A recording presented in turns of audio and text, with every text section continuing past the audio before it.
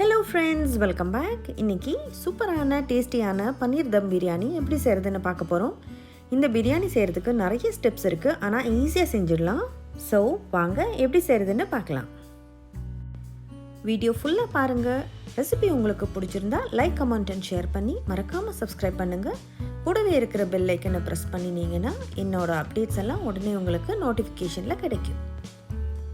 இந்த பிரியாணி செய்கிறதுக்கு கொஞ்சம் ஸ்டெப்ஸ் இருக்குது. அதுக்கு ஃபர்ஸ்ட் ஸ்டெப்பாக 2 கப் பாஸ்மதி ரைஸ் எடுத்து நல்லா 2-3 தடவை வாஷ் பண்ணிவிட்டு ஒரு 20 மினிட்ஸ் இதை அப்படியே சோக் பண்ண வைக்கணும். இது அப்படியே இருக்கட்டும். அடுத்த ஸ்டெப்பாக பன்னீர் மேரினேஷனை பார்ப்போம்.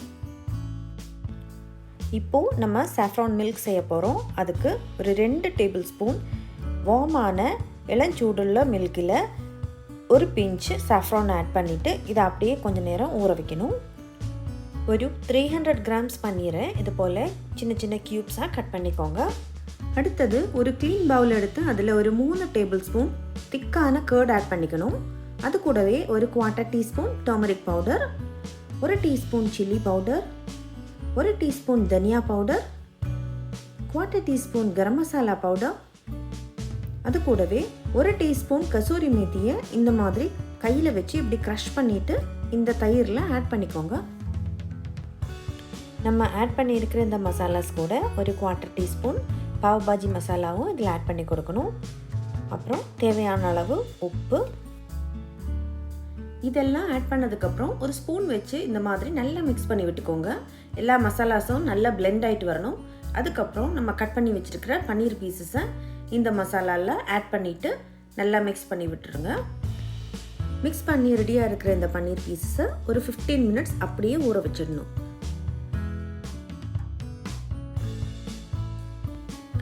இதுக்கப்புறம் ஒரு மீடியம் சைஸ்ட் ஆனியன், 2 தக்காளி, 3 பச்சை மிளகாய், இது எல்லாத்தையுமே நீளமாக தின் ஸ்லைசஸில் கட் பண்ணி வச்சுக்கணும்.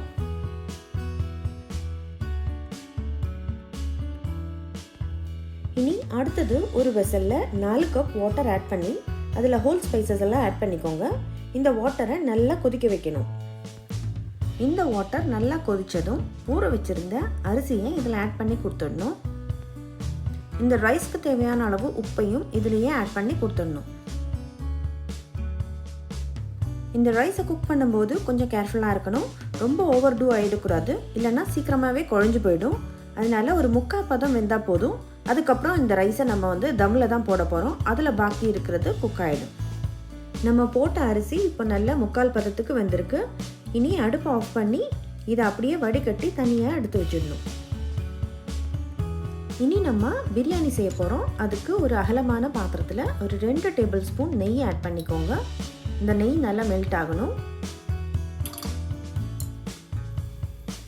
அதில் ஒரு பட்டை சின்ன பீசஸாக கட் பண்ணது, ஒரு கிராம்பு, ஏலக்காய் அப்படின்னு ஹோல் ஸ்பைசஸ் ஆட் பண்ணிக்கோங்க.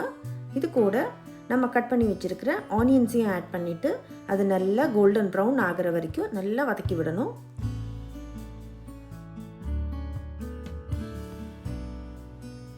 இதில் வதங்கிட்டு இருக்கிற ஆனியன்ஸ் கூட நம்ம ஸ்லிட் பண்ணி வச்சுருக்கிற க்ரீன் சில்லிஸையும் இதிலேயே ஆட் பண்ணி கொடுத்துடணும்.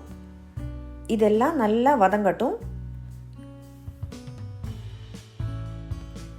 1 table spoon ginger garlic paste add பண்ணிவிட்டு இதை நல்லா இதோட ரா ஸ்மெல்லெல்லாம் போகிற வரைக்கும் நல்லா வதக்கி விடணும். நெக்ஸ்ட் நம்ம நீளமாக கட் பண்ணி வச்சுருக்கிற டொமேட்டோஸையும் இதில் ஆட் பண்ணிவிட்டு அது நல்லா மேஷ் ஆகிற வரைக்கும் 5 நிமிஷத்துக்கு நல்லா வதக்கணும்.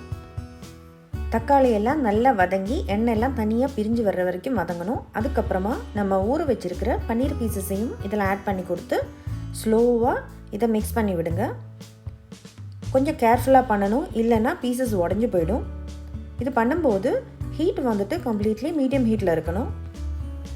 இதில் ஒரு கைப்பிடி அளவு புதினா இலைகளை இதில் ஆட் பண்ணிக்கோங்க. இது கூடவே கொரியாண்டர் லீவ்ஸையும் ஆட் பண்ணிக்கலாம். இதெல்லாம் போட்டதுக்கப்புறம் பார்த்து கவனமாக மெதுவாக மிக்ஸ் பண்ணி விடணும், இல்லைன்னா பீசஸ் எல்லாம் உடஞ்சி போயிடும். நம்ம ஆட் பண்ணியிருக்கிற மசாலாஸ் எல்லாம் நல்லா குக் ஆகணும். அதே மாதிரி பன்னீர் பீசஸ்குள்ளேயும் மசாலாஸ் எல்லாம் நல்லா இறங்கி ஃப்ளேவர்ஃபுல்லாக ஆகணும். அதனால் ஒரு லிட்டு போட்டு மூடி மீடியம் ஹீட்டில் குக் பண்ணணும். 2 நிமிஷத்துக்கு இது இப்படியே இருக்கட்டும். அதுக்கப்புறம் நம்ம திறந்து பார்க்கலாம். இதில் இருக்கிற ரா ஸ்மெல் எல்லாம் போய் மசாலா நல்லா வெந்து எண்ணெய் பிரிஞ்சு வந்திருக்கு. பன்னீர் பீசஸும் நல்லா சாஃப்டாக குக்காய் வந்திருக்கு. இந்த ஸ்டேஜில் வேக வச்ச சாதத்தை மேலே இப்படி ஸ்ப்ரெட் பண்ணி விடுங்க. இதே மாதிரி மெதுவாக எடுத்து இப்படி ஈவனாக ஸ்ப்ரெட் பண்ணி விடணும்.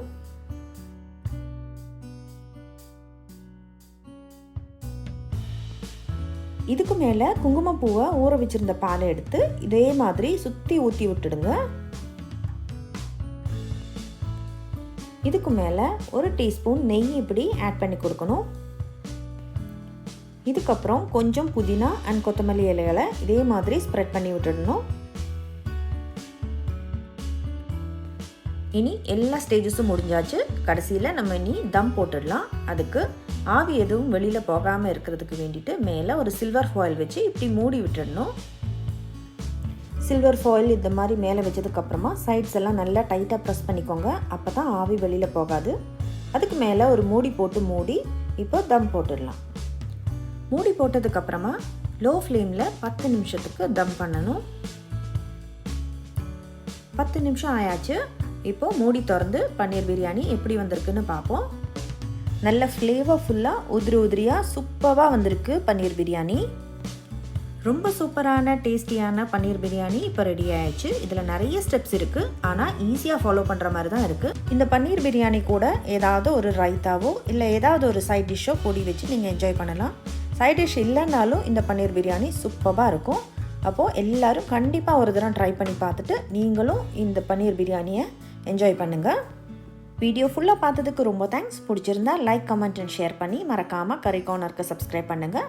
கூடவே இருக்கிற பெல் ஐக்கனையும் ப்ரெஸ் பண்ணுங்கள். அப்போ தான் நான் போடுற அப்டேட்ஸ் எல்லாம் உடனே உங்களுக்கு கிடைக்கும். அடுத்த ஒரு புது வீடியோவில் புது ரெசிபியோடு உங்களை வந்து பார்க்குற வரைக்கும் டேக் கேர், பாய்.